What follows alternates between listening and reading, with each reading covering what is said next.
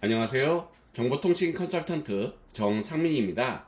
여러분과 함께 정보통신 지식 공유하며 저는 행복하고 여러분은 유익한 시간 가지시면 좋겠습니다. 이번 시간에는 IPTV에 대해 알아볼 텐데요. IPTV는 인터넷 프로토콜 텔레비전의 약자로서 인터넷 프로토콜 기반의 텔레비전 방송입니다.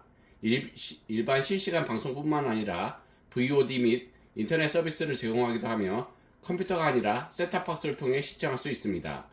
IPTV 개요로서 IPTV에서 파생된 모바일 IPTV 즉 OTT 오버 더 탑 서비스의 경우 IPTV와 전송기술 측면에서 동일한 인터넷 프로토콜을 사용하는 연상 전송 방식이므로 IPTV 관련법을 수정하여 법 적용을 받을 수도 있을 것이라는 학계 주장이 있습니다. 그러나 방송통신위원회는 OTT가 아직 시장 형성이 제대로 되어 있지 않으므로 규제를 하지 않는다는 방침을 보이고 있습니다. 아마도 OTT 시장이 더욱 성장하면 방송 및 IPTV 관련법을 수정하여 시청자 보호 및 내용 규제 등의 내용이 법령에 반영될 것으로 예측이 되고 있습니다.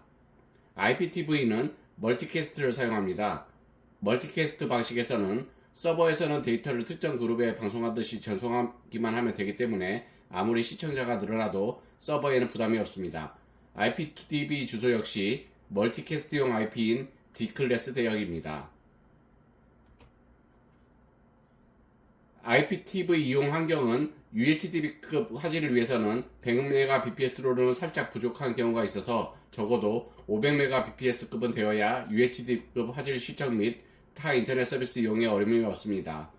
ICOD 방식으로 이용할 때 SD 콘텐츠의 경우에는 5에서 8Mbps 정도의 대역폭을 소비하고 HD 콘텐츠의 경우엔 10에서 13Mbps의 급의 대역폭이 소비됩니다. DMP의 경우에는 대역폭을 덜 사용하긴 하지만 이것도 만만하지 않습니다. 일반적인 수준의 TV를 시청하기 위해서 약 다운로드 대역폭 10Mbps 정도를 셋탑이 잡아먹는데 IPTV 시청과 인터넷을 동시에 이용하려면 최소 50Mbps급 이상의 회선을 이용해야 합니다. 이러한 설명만 보면 10Mbps급 인터넷망에서도 사용할 수 있을 것이라는 생각을 갖기 쉬우나 ADSL망이 아닌 이상 HFC망에서의 10Mbps는 사실상 서비스 속도를 의미하고 현재 DOCSIS 2.x망에서는 포트당 35Mbps까지 지원하므로 IPTV 전용의 대역폭을 확보하는 방법으로 서비스 중입니다.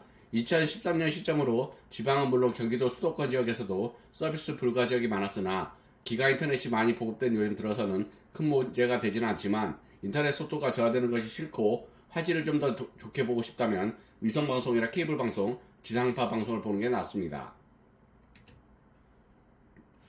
IPTV 역사는 국내에는 과거에도 1999년에서 2000년 사이 클릭TV, 홈TV 인터넷 TV 조선 등 인터넷 TV를 지향하는 서비스들이 시작되었으나 얼마 가지 못했고 VOD 서비스를 중심으로 한 서비스는 2002년 드루넷에서 드루넷 온 TV를 서비스하면서 시작되었으나 이듬해인 2003년 드루넷이 법정 관리에 들어가면서 1년도 채 안 되어 서비스를 접었습니다. 이후 진정한 IPTV의 시작은 2004년에 통신 3사에서 BCN 기술을 들여오면서 시작되었습니다.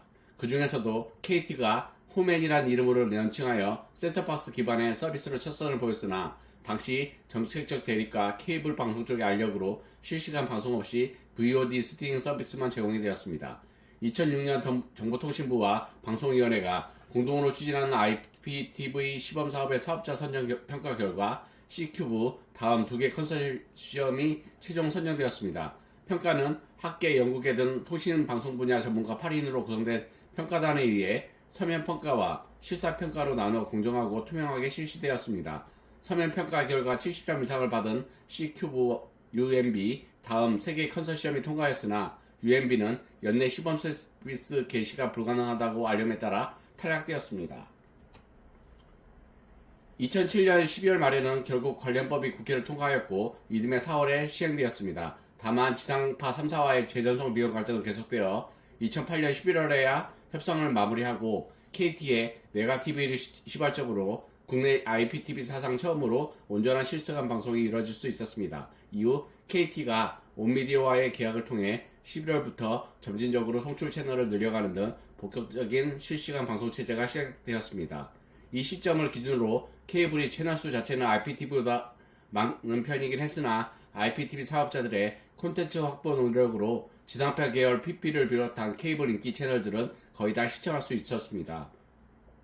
또한 통신사별 결합 상품에 가입하면 케이블보다도 저렴한 가격에 시청할 수 있도록 공격적인 마케팅을 펼쳤고, 케이블 방송국과 지상파의 재송신료 갈등으로 인해 케이블 TV의 가입 비용이 늘어나면서 IPTV로 갈아타는 시청자가 꾸준히 늘어나며 성장세가 계속되었습니다. 이렇게만 보면 모든 시청자들이 편리하고 빠른 IPTV로 돌아섰을 것 같지만 케이블 TV의 이점이 아주 없던 것은 아니었기 때문에 꼭 그렇지만은 않았습니다. 예를 들자면 이 가덕이 시절에는 여전히 IPTV에서 시청할 수 없었던 프로그램들이 몇몇 존재했는데, 법률과 채널 계약과는 별개로 채널별로 각 프로그램의 IPTV용 방영권을 취득하지 못한 경우가 발생했기 때문입니다. 따라서 즐겨보는 채널을 IPTV에서 볼 수 없는 가정은 굳이 IPTV로 바꿀 필요가 없기에 그대로 케이블 TV에 눌러 앉은 것입니다. 한편 IPTV 진영에서는 상기한 문제점들을 방영권을 획득하지 못한 일부 채널들에 한해서 IPTV용 별도 채널 편성폰을 운영하여 해결하였습니다. 하지만 계속하여 방영권에 대한 갈등이 이어졌는데, 이 같은 방영권 갈등이 가장 심했던 건 프로야구 중계권 사태로 대표되는 KBO 리그의 중계였습니다. 예를 들어 2009년에는 중계가 한 차례 중단되기도 했고, 2012년에는 아예 기존 채널의 야구 송출이 중단되는 사태까지 벌어졌습니다. 이는 시간이 지나며 신규 프로그램의 IPTV용 방영권과 중계권을 취득하면서 해결되었습니다. IPTV의 장점으로는 무엇보다 IPTV는 케이블 방송에서 매년 반복되는 채널 갈아엎기 및 SOPP 간 분쟁이 거의 없는 편입니다. 실제로 아름방송이 SBS 계열 채널을 막아놓았을 때 IPTV로 가입자가 유출되는 사태가 발생했습니다. 군대에서도 IPTV가 보급되면서 다시 보기 기능을 사용해 걸그룹 출연 영상 및 영화, 예능을 다시 돌려보기도 하며 국방TV를 정신교육대 IPTV로 틀어주기도 합니다. 현격한 화질 향상은 덤입니다. IPTV 문제점도 있는데요. 미비 상품격으로 가입자들을 유치한 경향이 있는데, 일정 기간 동안 무료로 시청할 수 있었고 지상파 다시 보기가 가능하다는 게 강점이었지만, 지상파 종합 편성 채널의 다시 보기의 부분 유료와 생각보다 높은 콘텐츠 요금에 주로 불만이 많은 편입니다. 또 IPTV를 볼 때에도 TV 수신료를 내야 하냐는 의문을 상당히 흔하게 찾아볼 수 있는데, 결론은 내야 한다입니다. TV 수신료가 무죄가 되는 이유는 TV 수신료의 근거가 되는 방송법 제64조에서는 텔레비전 수단기를 소지한 자는 수신료를 내야 한다고 규정하는데, IPTV는 텔레비전 전파를 수신해서 보는 게 아니기 때문이다. 말장난 같지만 단어의 정의를 엄밀히 생각해보면 올바른 지적입니다. 이 점을 날카롭게 파고들어 항의하는 사람들은 종종 있지만, 한전의 반응은 법문구가 현실과 안 맞기는 하지만 어쨌든 TV가 있으면 수신료를 내라입니다. 기술의 발전을 법이 따라오지 못하는 예의 한 사례입니다. 다만 텔레비전 수단기로 인정되려면 튜너가 있어야 하기 때문에 모니터 혹은 튜너리스 TV는 해당되지 않습니다. 또한 튜너가 있어도 디스플레이가 없다면 인정되지 않습니다. 그래서 TV 수신카드나 셋탑박스만 가지고 있으면 수신료가 부과되지 않습니다. 이번 시간에는 IPTV에 대해 알아보았는데요. 오늘 발췌한 내용은 나무위키를 참조하였습니다. 나무위키 관계자분들께 감사 인사드립니다. 고맙습니다. 즐거운 주말 보내세요.